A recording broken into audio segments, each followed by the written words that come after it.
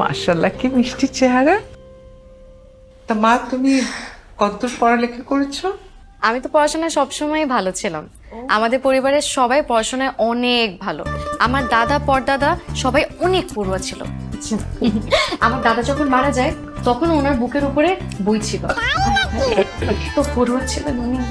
আমার আব্বার ইচ্ছা ছিল আমি এরোনটিক্যাল ইঞ্জিনিয়ারিং পড়ি। ওনার বন্ধু আবার এয়ারলাইন্সের মালিক, তো তাই। দুলা ভাই, এটা তো কোনো শুনিনি। আপনার কোন বন্ধু এয়ারলাইন্সের মালিক? মানে কোন এয়ারলাইন্স? ওই আর কি। কাতার এয়ারলাইন্সের মালিক। সৌদি শাকের নাকি? ওনার ফ্যামিলি আপনার পরিচিত? হ্যাঁ, সবাই তো আমার আব্বুর বন্ধু। তো এইসব কথা থাক না, বন্ধুত্ব যে কারোর সাথে যে কোনো সময় হতে পারে, তাই না? মা, তুই কোন সাবজেক্টে পড়ছিস একটু বল। আমি বাংলায় পড়েছি। কি বলেন? এরোনটিক্যাল ইঞ্জিনিয়ারিং থেকে একদম বাংলায়? এত প্লেন গোত্তাকে একদম ধান খেতে পড়ে গেছে। সমস্যা নাই, বাংলা ভালো। চুপ কর, কথা কও। মা, তুমি কোন ইউনিভার্সিটিতে পড়েছো? আমার মার ইচ্ছে ছিল আমি নর্থ সাউথ ইউনিভার্সিটিতে পড়ি। আমার বড় মামা আবার নর্থ সাউথের মালিক, তো তাই। করিমুল্লাহ বাহার ডিগ্রি কলেজ থেকে পড়েছে। করিমুল্লাহ বাহার ডিগ্রি কলেজ? এই মা, এ তো সব আগতলা থেকে চুকিতলা চলে যাচ্ছে।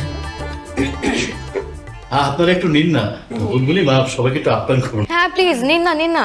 আপনারা আসবেন শুনে 20 কেজি মিষ্টি প্রিমিয়াম সুইটস থেকে নিয়ে আসছে। আপনারা কিন্তু রাতে খেয়ে যাবেন। হ্যাঁ, নান্না চাচাকে দিয়ে নিজের হাতে বিরিয়ানি রান্না করেছে, 5টা খাসি জবাই। রান্না বাবুর্চি আপনাদের আত্মীয়? রান্নাই, তবে সেই রান্না না, আমাদের বাসার পাশে হোটেল আল ছালাদিয়ার বদিউল আলম নান্ন ওরফে রান্না করছি রান্না। ও, আমি তো ভাবছি সত্যি সত্যি নান্না বাবুর্চি রেঁধে গেছে। আর ছালা দিয়ে বস্তা দিয়ে যেটা দিয়ে ঢাকা, কোনো সমস্যা নাই। ওই নান্ন বাবুর্চির খেয়ে খেয়ে যাবো আমরা। কথা বলিস কেন? আর রাত্রে খাওয়া লাগবে না, বুঝছ না? বিশ করে খাবে। আমার মনে হয় কি, কোনো সিদ্ধান্ত নেওয়ার আগে ছেলে মেয়ে একটু আলাদাভাবে কথা বলুক। মানে সংসার তো ওরাই করবে, ওদের মতামতের একটা দাম আছে, তাই না?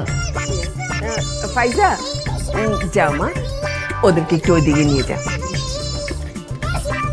ভালো মিষ্টি।